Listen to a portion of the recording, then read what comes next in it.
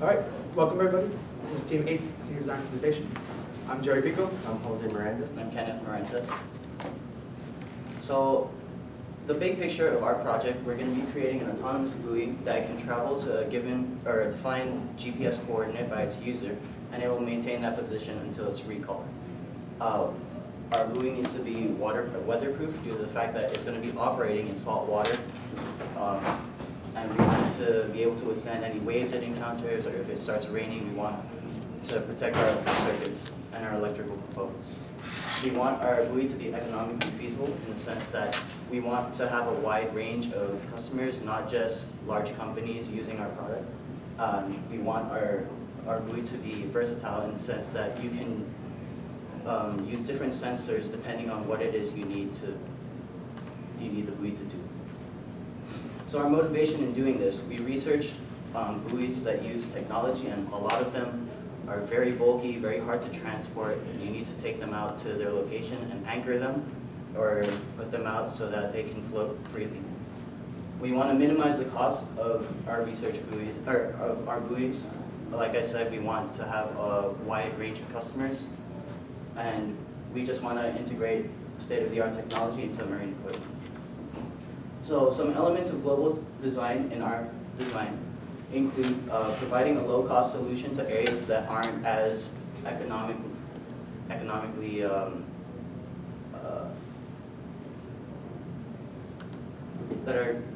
don't have as much that have economic hardships. Sorry.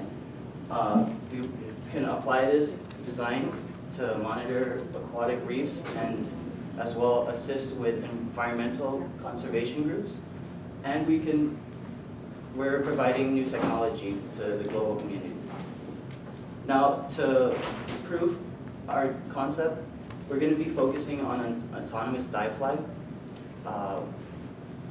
There's no technology in dive flags. It's basically just a flotation device, a flag, and a tether to tie to the diver. With our design, we want to eliminate the tether between the diver and the dive flag so that the diver has more mobility. They don't have to worry about unwinding rope and dragging this buoy around. Our design can help in detection of any life-threatening situations. For example, if a diver is surfacing and he's not aware of his surroundings, there could be a boat coming and they don't see the buoy. Our design is going to have a motion sensor that has a range of up to 300 feet, and if something comes within that range, it'll sound off a siren so that either the boater can hear it or the diver can hear it, and they'll know that they're entering a potential hazardous area. Now, our goals for this project, we want our buoy to be portable because we know that there are some divers out there that go diving by themselves, although this isn't safe. We want them to be able to carry this, like let's say they go kayaking to the spot they want to dive at, they'll send out their buoy and then they can dive in the area without having to worry too much about what's going on around them. Our design is going to have a manual mode as well, so if you're in a group of 2 or more, whoever's staying on the boat can use the camera adapters on this buoy to watch over the diver as well as a remote control to follow the diver. And let's say just 6 months ago in July, a spearfisher in Australia was attacked by a great white while his daughter was on the boat. When she went back to check on him, the diver was getting attacked by the shark. If she had awareness of what was happening, she could have alerted her father and prevented this situation from happening, or at least give the father some time to be aware of what's going on. We want to have a competitive sales price because top-of-the-line buoys now are around $70, and we want to aim, our goal is to keep the price at a cost of $150. All right, these are survey of engineering standards. We have gone with ISO for the general drafting and design standards for international availability. We have chosen IAE and NCC 57 for our waterproofness compartments. Electrical connections are mil-spec standards for dust, for water ingression. And we've chosen a rating of IP67 for submersibles, which will give us up to 1 meter for 30 minutes. Waterproofing. So waterproofing is obviously one of the biggest problems with our project since it's going to be in saltwater. And then, so O-rings is our biggest deal, so we have to choose the O-rings. What we want is to have a shell, the top and the bottom piece, so we want to have latches on it. So we have O-rings, and then the latch will pressurize the closement, the case, to keep it closed, make sure the water doesn't come in. We also want to have a second waterproof design inside the actual shell. We want a box that's going to retain all the components, electrical components, as well as the batteries and the microprocessor. So that way, we're thinking worst case scenario that water will enter the shell. Then we have a second backup for waterproofing the equipment.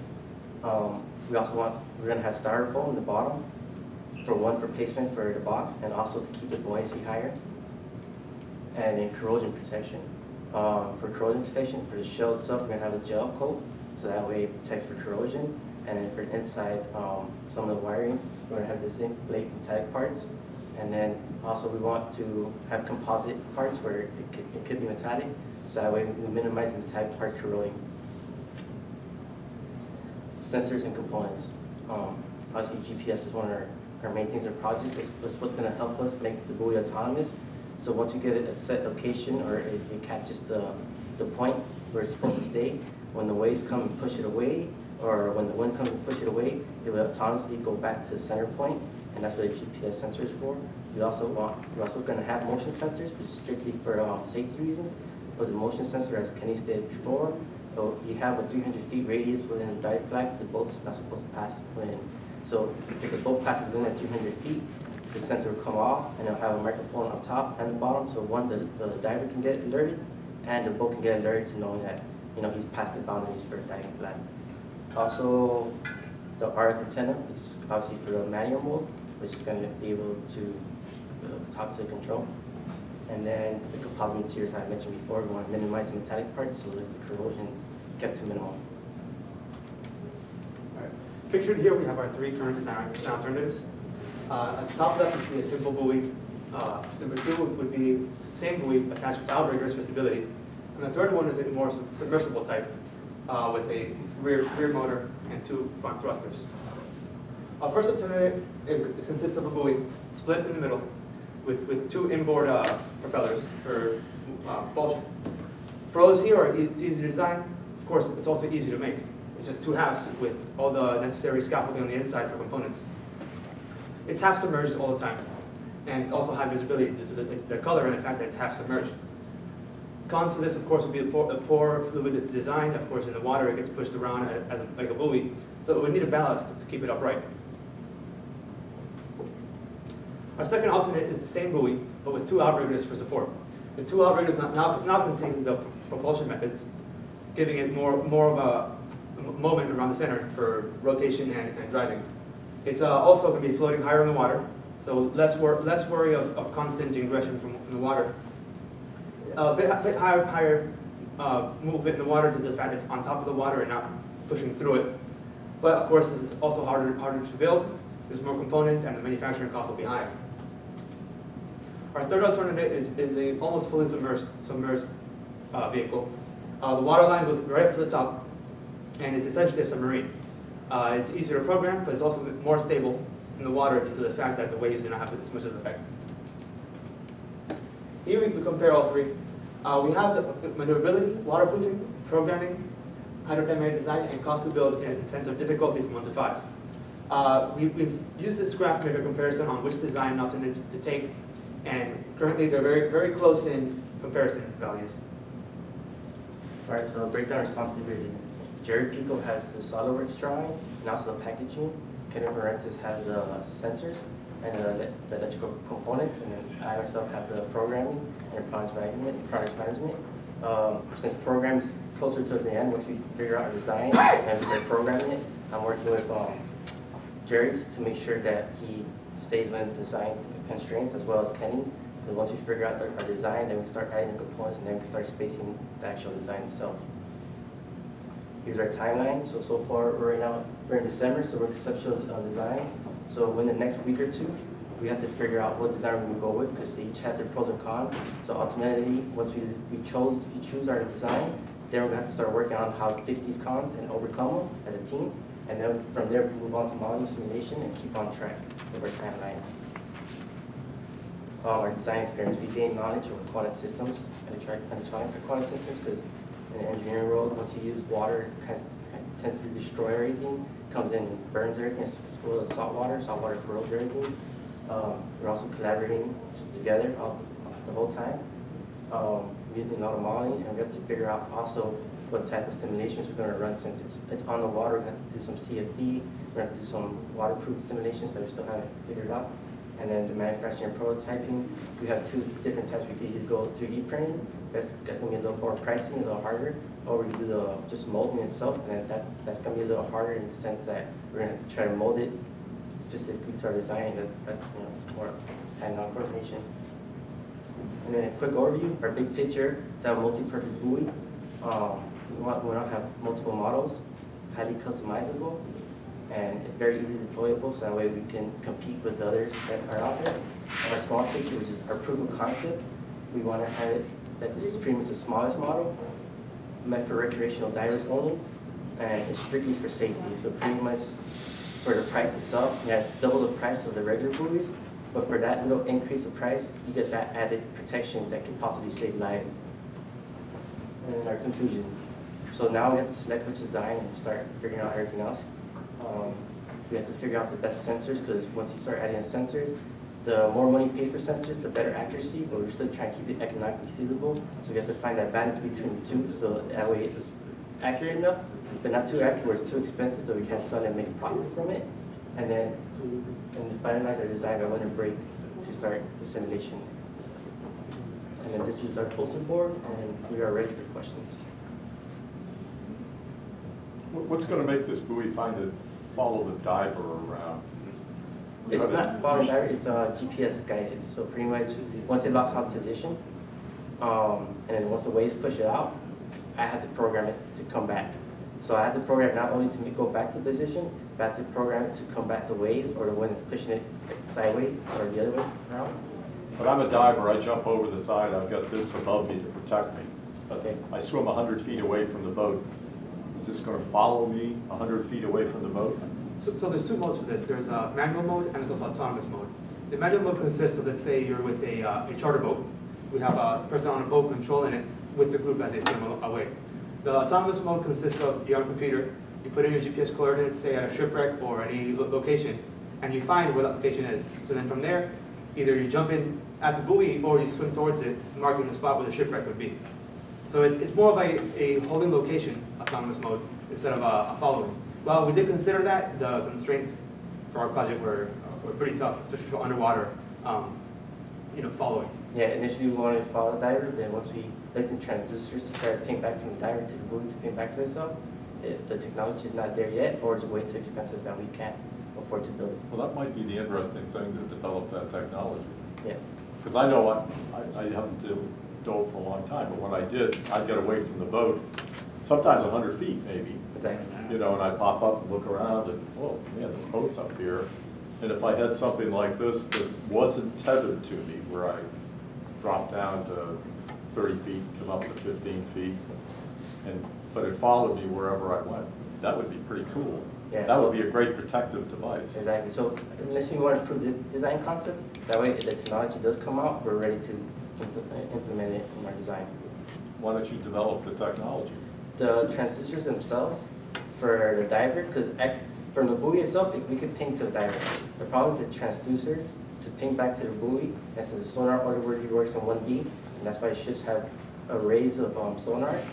It'll be too costly for our buoy. Maybe.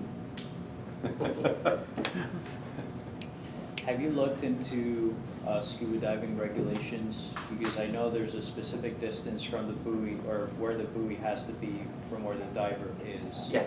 Powie and So- Powie or It's a radius of 300 feet. So that's why our motion sensors will be set to 300 feet. So let's say a boat comes within that 300 feet, it sounds out an alarm, so both the diver and the boat can see that there's incoming traffic. Now, how would you adjust that for types of diving like drift diving, where you have currents of 30 or 15 to 30 miles moving the divers and your buoy is stationary? how is the diver gonna be aware that they've moved past that 300 feet distance from the buoy to come back? There won't be any. The diver has to at least keep in mind that he has to stay within that 50 feet. Because I was saying before, we haven't been able to figure out ways to make it follow that here, so. No, but is there an alarm that goes off once the diver passes those 300 feet? Well, there is an alarm that can be placed on the bottom of the buoy itself, but there is no sensor for the buoy itself to pick up the diver. We did quite a bit of research on underwater tracking and low band radio frequency and ultrasonic, but we didn't end up incorporating it into our design. So our biggest enemy, it's the water itself, since it's so thick. The sending the sound signals is where our problem comes in. So when you have UAVs with an air, you get what cubic meter, the density of cubic meter of air is practically nothing compared to water. We have 1,000 kilograms. So then sending that signal is where our enemy is like, or is our biggest problem for that contacting the diver if you pass it through. Okay, the questions I want to throw at you, first thing is precision. How precise are you going to be able to position this buoy? So from the cheapest models of GPS signals, they have a precision of 30 feet. Compared to the most expensive GPS sensors, they're like $200. They're down to. Well, you're talking about a $150 total cost of system. Exactly. So that's where I was saying that we have to figure out that it's accurate enough to when we keep at least into a few feet, but it's not too expensive that we don't pass our budget. So we still want to make a profit. Yeah. Okay, the other question I have is on buoyancy. Because it sounds like you're putting an awful lot of stuff in a little Exactly. unit. So how are you going to manage that? The styrofoam will be like our added protection for buoyancy, and then the design itself, we're going to design it in a way that we make sure it's buoyant. Cameras? The cameras. What's in the system? The system- Microprocessor? Microprocessor, you got 2 cables. You got How many 2 motors? So it should be 2, depending on design. But if we go with that design, it'll be 4 motors, but it'll be propulsion motors that we can get to the outside, Okay, battery source? and battery. So batteries are probably our heaviest component. Cameras? And the cameras. The cameras are add-on. But it's all got to be there in the buoyancy calculation. It does. And then an antenna, an RF? The antenna, where we're planning to have that as. Is that going to be your whip pole? Yeah, exactly. It's going to be what holds the flag. Okay, thank you. You got 2 things. I noticed you were talking about metal flake and something like that. Yeah. You really should just plain corrosion resistant steel. There's no such thing as stainless steel. Corrosion resistant, but like 316 is the normal ones they use on boats. And you also got electrolysis problems with all that kind of stuff if it sits in the water for a long time. Exactly. You know, particularly if you, to sell this for somebody that's going to do research, say on currents or temperature, and they drop this out of an airplane or they drop it off a boat and let it go out and it sits there for a long time, you'll have an electrolysis problem with a lot of stuff on it. You'll have to think about that. You just do the dive thing where I pick it under my arm and go out and toss it out and I do my little swim and climb back, you're not going to have that problem. But just sitting around on a boat, everything corrodes. I got a stainless steel cover on one of my speakers on my boat that just rusts all the time. Exactly. Poly- So that's our biggest enemy. Yeah, Polyurethane coatings? Pardon? Polyurethane Yeah, probably be used, some type of coating. Now, are you concerned that your pricing goal is $150, which is almost like twice the cost of the top line buoy? And I mean, what is going to convince anyone to probably purchase this almost twice the cost of the top line buoy? Sure. Well, of course, a top line buoy is still an just a buoy. It sits there, there's nothing about it. With this one, of course, you're getting almost a, it's computerized, it's controlled. So our market is, of course, to charter boats, to companies that take divers out in groups and say, this is our shipwreck, you can have 3 of them, you can have a perimeter so that the divers themselves don't pass it. So there's different applications that can be used. At $150, of course, for a company standard, it's not a big investment. While you can have less people monitoring, you have buoys there supporting your company. And also you have to keep in fact the safety factor. So how you're saying, the $70 one has nothing, you still have to tether it, so then you still have to worry about it. With ours, it's $150, you get that added protection, maybe saving someone's life. which for $75 more, maybe even if we go over to up to $200 more, we can still say the fact that even though there's a small percentage of, protecting somebody more, that small percentage could be a lifesaver. Now, is there any way that you're going to bring that cost down? Maybe not $150, but maybe It $100, depends- $110? It depends on the sensors we use, because then it hurts the accuracy. I think that would depend more, of course, on mass production, because 150 already was our scraping bare minimum on what we could try to push this off for. Like, as we build it and sell it as is. Remember, if you have it $150, West Marine is going to sell it for $300. So you have to make it half of what, to be a viable product Exactly. at that level, unless you're going to market it yourself. Marketing's a whole different ballgame than making this thing. Yeah, So The safety side is your sell point on this one. yeah, exactly. And so audible, a loud audible, and maybe a flashing light or something might be good positive. So how, you were saying before about the diver who got killed. Diver at dusk, Diver does. you know. Right. got a lot of options. Yeah, that's why it's multi-purpose. That's the beauty of it. Okay, it'll be interesting to see in May what you decide. Okay. Thank you. Thank you Thank very you. much.